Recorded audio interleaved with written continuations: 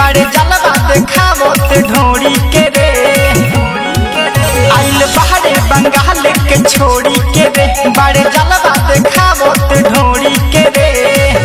पतली कमहर तोर टूट जाई छौरी रे चोली के फुलवना दुनु फूट जाई छौरी रे चोली के फुलवना दुनु फूट जाई छौरी रे चोली के फुलवना दुनु छौरी रे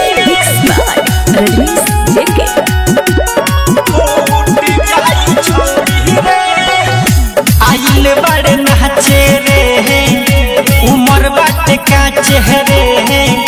कि सब बरतिया तोरा पड़ल बा पाछे रे आइल बड़े नाचे रे उमर बाटे का चेहरे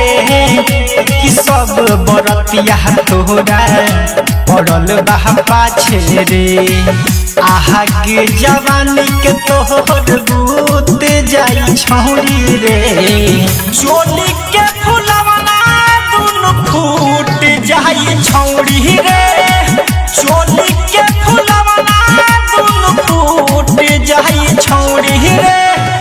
चोली के फुलवना दुनु छौरी रे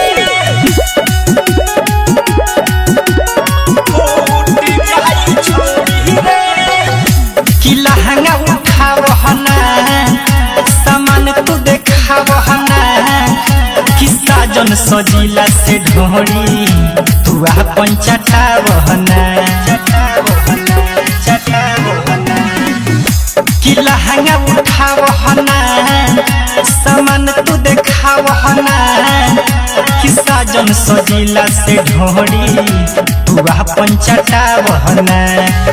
साजन संदेश मजा लूट जाई छौरी रे चोली के